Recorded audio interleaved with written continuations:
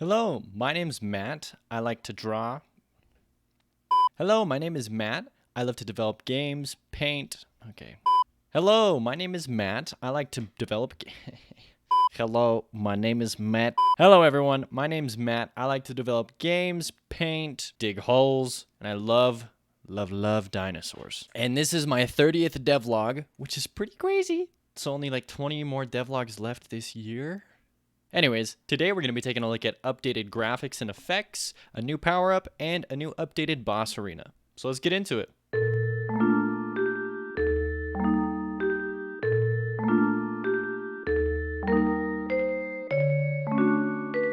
Okay, before we actually get into all the nitty-gritty details and all the cool stuff that I want to show you guys, I just want to say thank you for all the new subscribers and the support and the likes. It's dope. And especially those people who message me their games on my Discord, who tell me about their projects in the comments. I love reading those. I love checking them out. Sorry if I don't always get back to you. My life is a little hectic right now, planning my wedding and just working on the game, trying to find a job, trying to find an apartment to move out. Anyways, yeah, so it's just a little intense. But yeah, honestly, it's all thanks to you guys and the support you give me, especially my Patreons. Thank you, all of you who support me, and you can support me for just $1 a month, and honestly, it really helps. I freaking need it, okay? Okay, so right off the bat, I wanted to show off the new Stegosaurus. So previously, they did not look this good, and this is their updated walk cycle and animation here. They also have an updated death animation. Let me go ahead and... Oops. Alright, please die. So there's the death animation. You can see their intestines spill out. Here's the animation in the Godot editor. For those of you who'd like to see that, I'll just loop it here real quick. You can see it a couple times. Yeah, I'm really glad I updated it because it looks like an actual Stegosaurus now. But anyways, that's what it was before. I'm grateful I fixed it. Another thing that you might have seen is when I was shooting these Stegosaurus, they flash completely white. I managed to fix it. I finally figured out how to use materials in Godot to shade my enemies completely white. As you'll see in the boss here, there's no more like really light pixels like there was before. There's no kind of weird interactions with that. And this is a new updated boss sprite as well. It's definitely still roughed out, but I was trying to figure out like a different kind of look for him. And this is kind of what I was settling on. I will probably still... I mean, I already know I'm definitely going to change it. But this is it's definitely a step in the right direction, I feel like. It looks a lot cooler to me. So he's actually got legs and some cool claws. Okay, now I can get into the fun graphical changes. So right off the bat here, I would like to show off the changes to poison. So with the poison, using with the help of materials... in Godot, I was able to change how poison affects enemies and just bullet sprites in general. So you see here the bullets stay poisoned. That wasn't there before. And when I shoot an enemy here, they now completely shift green, and it just looks a lot nicer than what the poison was before. Let me go over here, and they also flash white, which is nice to show the poison is ticking. Here's another example of the poison, completely hue changing one of the enemies here. So I do want to talk about that really quick. Well, I had like a weird accent about that really quick. Basically, previously I was using the modulate option in Godot to change the sprite's modulate option, and I figured out that using a shader and putting it on a material just made things a lot simpler, like a lot easier to use. It made effects a lot nicer. So previously the green fire here looked really bad. But now, with the use of the material and shaders, this green fire looks amazing. Like, it keeps the whiteness. It's not just a tint. That's the best way I can describe it. It looked like someone just tinted over with green. And now, it's completely, shifted to a green hue. And so I just think that makes things look so much nicer. Another example would be here with the plant upgrade. So if I put a plant down, you'll see that the plant is completely green, and it shoots out green projectiles, which is just super cool. Moving on, I mean, I can do the torment here, and it has these now completely, they don't look gross, like these green torment bubbles that shift to that hue. Here is the popcorn, which probably looks the best graphically. If you shoot it out, this is what the popcorn now looks like with the poisoned hue.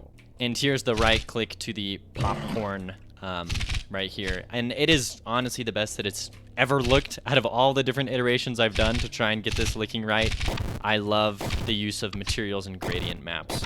Now I'd love to show off another example of using these gradients through a new power-up that I put into the game. So this is the golden arrow. It will have a chance to be purchased in stores and to drop out of larger chests.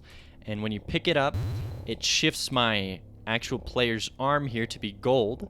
And then every single projectile I shoot will now have a gold hue to it, which is really cool. You get some really cool interactions. Let's start off with Torment here. Why not?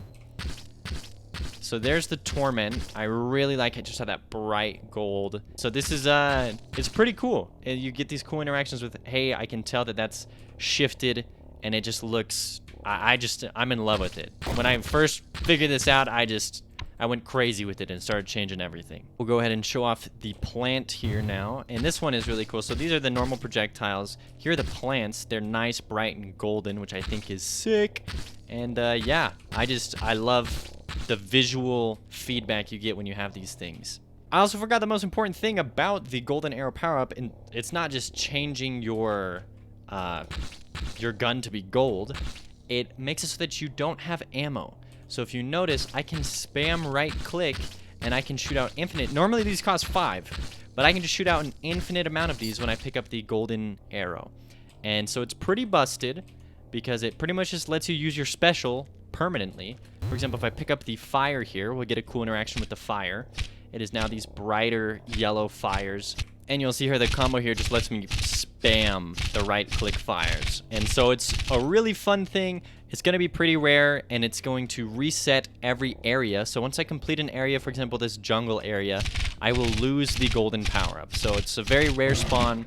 It'll just happen for the one area, and it's just free ammo, which makes a lot of these power-ups really nice. Like Torment, normally you run out of ammo pretty quickly instead of collecting it like this. So to have infinite ammo with Torment is really nice.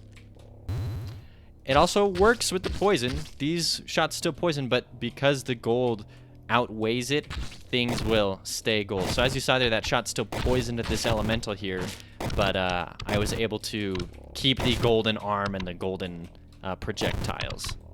And of course, we gotta show off the golden popcorn.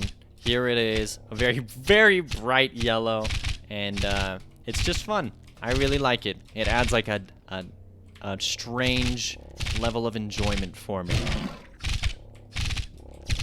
And you can see here the spam of right-click popcorn is OP. Okay, I think it's time we switched gears here and we showed off the sword and how all of these colorization changes change on the sword. Here's the poison sword slashes. They now actually look poisoned and green. This is the Torment one. This is the popcorn one, and it creates those green little popcorns. Here's the flame one, shoots out this green fire. And the plant one, which was green already, but it is also tinted in this specific green now. Now here's the golden sword power-up. It is the same thing as the golden arrow power-up, but you may be asking yourself, dude, the sword doesn't have ammo, so what does it do?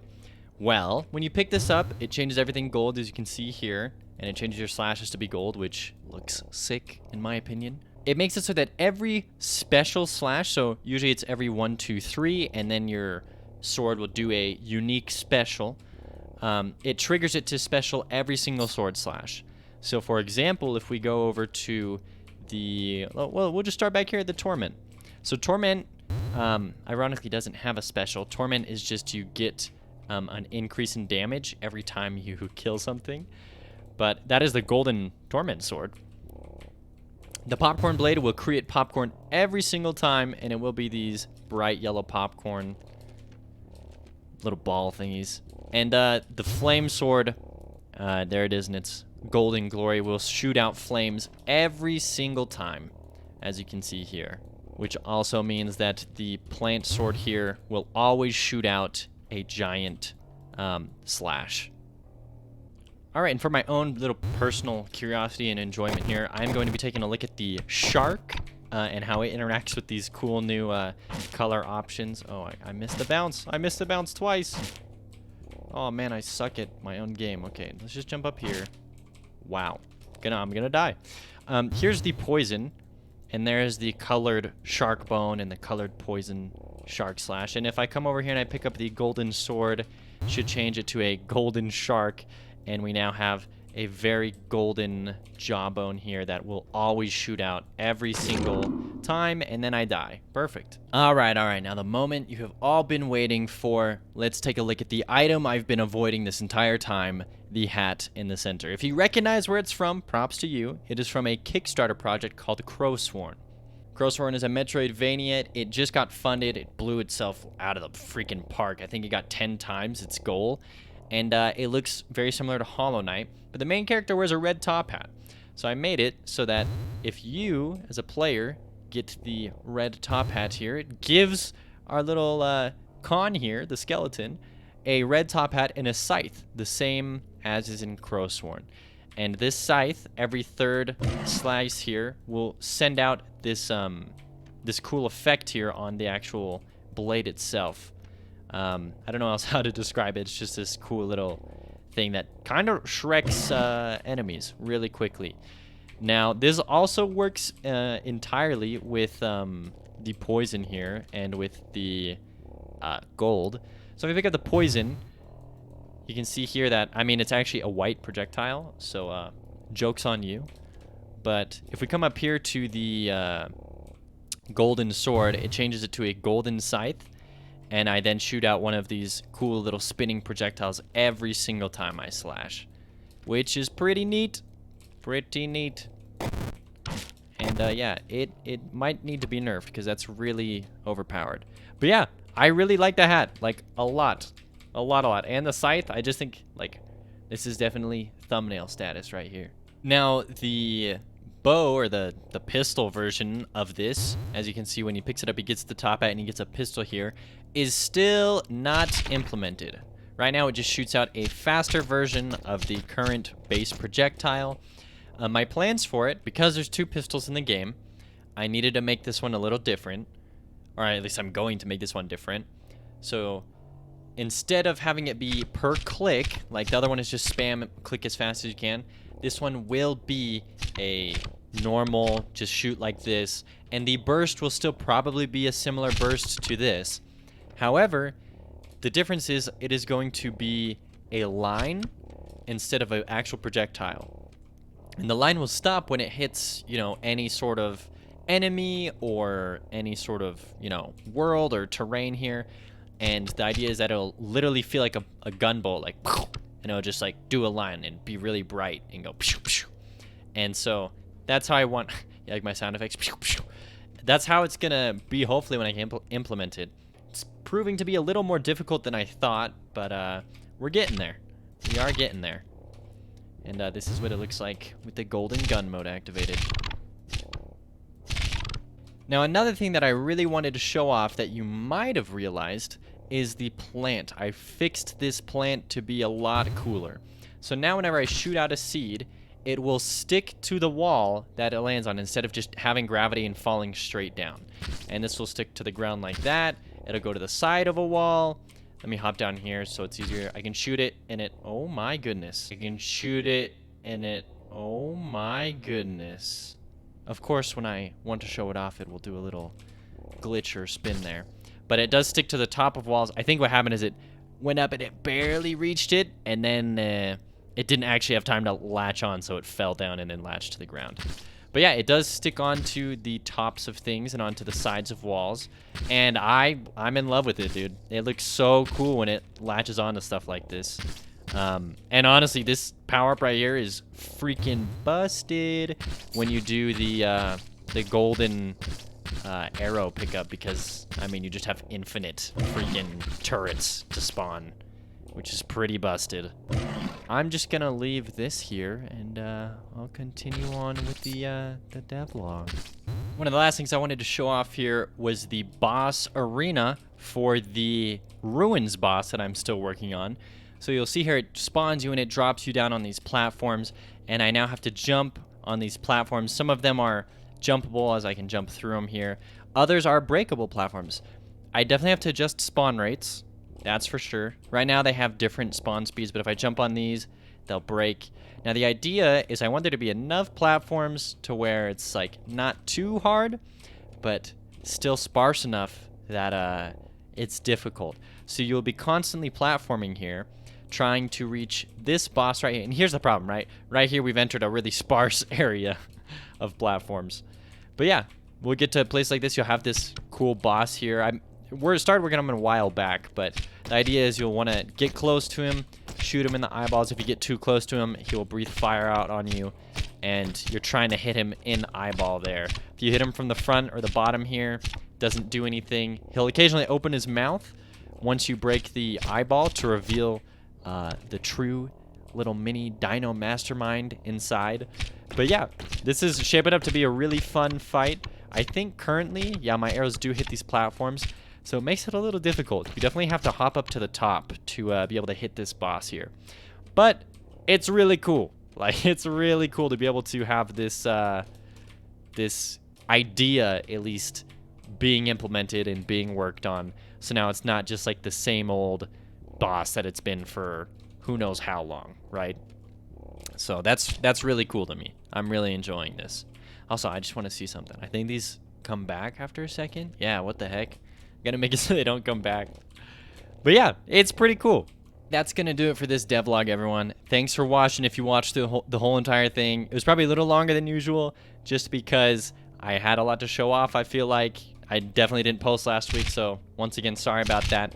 That's definitely a reason why this is probably longer. If you would like to know how I figured out how to use the different gradient maps and how to put them onto any sprite you want in Godot, I will leave the link to the video that I used in the description of this video. Go use it. It's such a dope resource. His name is GD Quest, and he just makes some really quality Godot tutorials. So go and check that out for sure. Have a great rest of your week, everyone.